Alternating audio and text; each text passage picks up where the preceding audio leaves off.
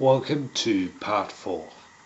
As I go on with explaining a few things, last time we were talking about the Jar of Satan group and bringing in the Yazidi book Al Jilwa and the National Socialist movement. So we'll just continue on and then see where we end up. And I'm still looking through my book that I wrote, which is free by the way.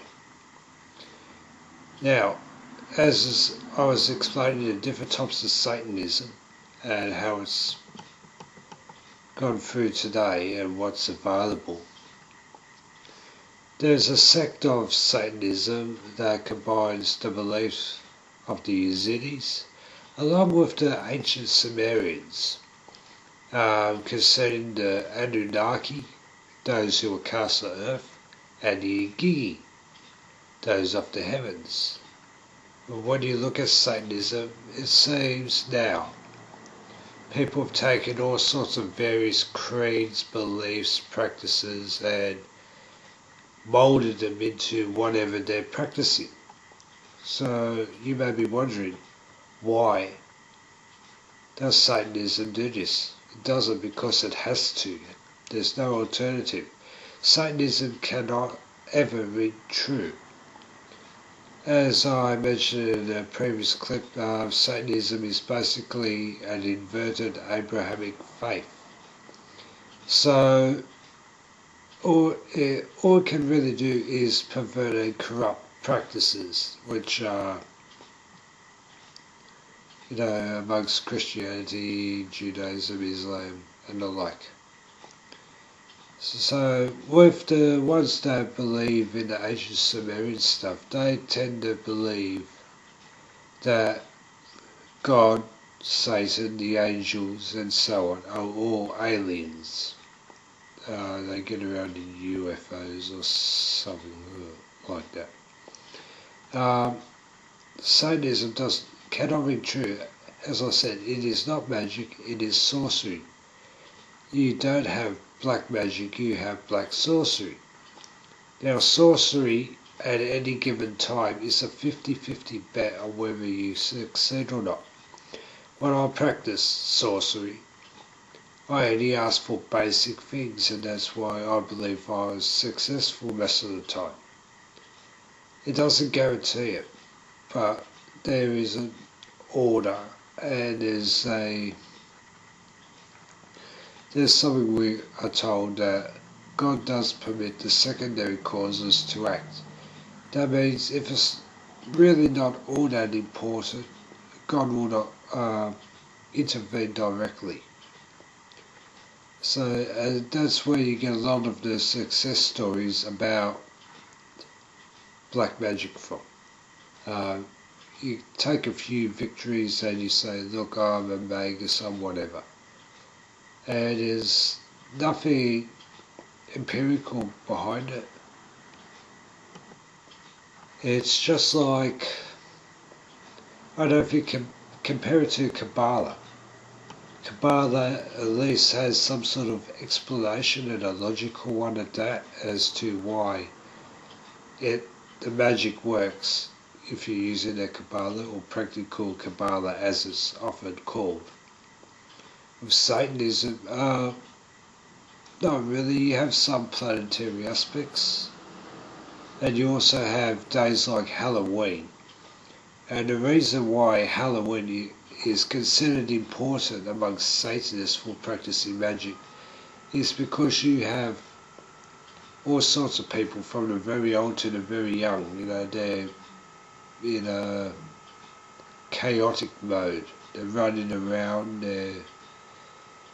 Even as jokingly, they call upon the spirits and the like, as they generate a current which Satanists use in their magic as more or less still the current, the kinetic energy, if you like.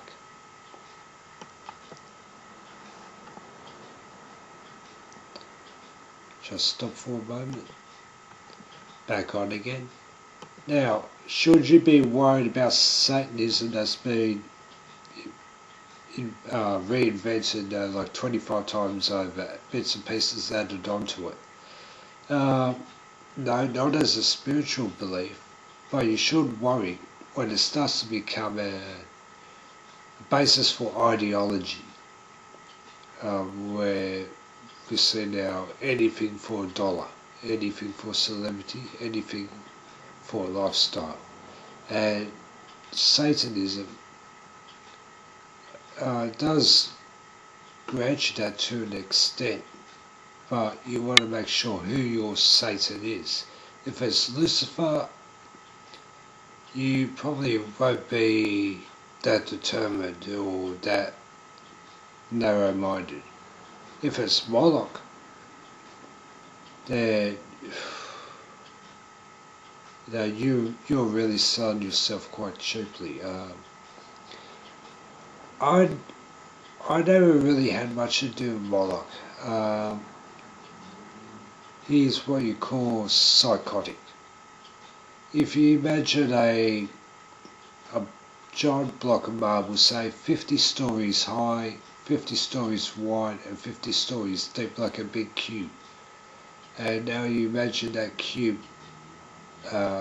is an animated object and it can move of its own free will.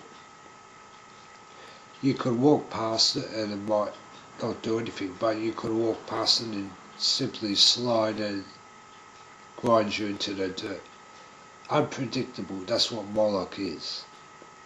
And Moloch actually gets more sacrifice to him than Lucifer, even though Lucifer's a Satan, because Moloch, if you look into the background of Moloch, he was worshipped as a god on this earth, and sacrifices made were children, and we're seeing this today in abortion.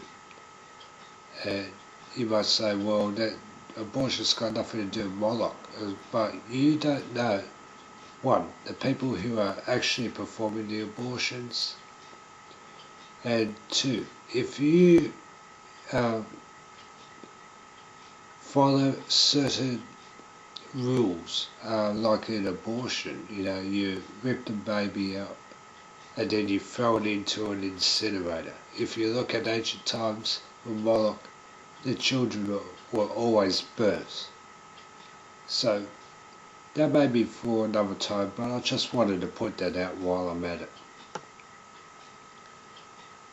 Look for something else. The way Satanism is going these days, some of the rituals that are supposedly theistic are desperation. It's really desperate moves. There was one guy, he had like a little coven of sorts, and his thing was to chant phrases in Latin. He used to dress up like a Monsignor, and he used to move between graves or on top of graves. And I asked one of the guys who told me about it, I said, what is he doing? And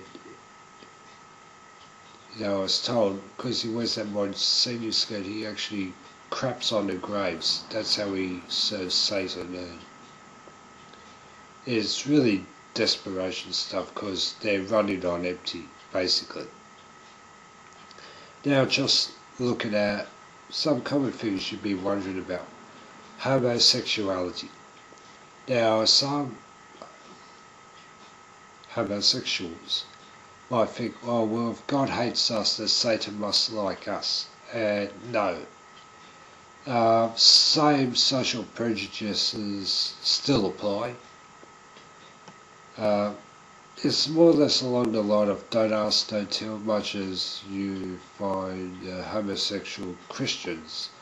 If you want to go around saying, I'm a gay Satanist, well, you're saying that you're first and foremost gay, and you just happen to be a Satanist, and nobody will like that. Another misconception is that Satanists have orgies all the time. That's why a lot of people join. I think they're going to have a non-stop sex fest, you know. Again, not true.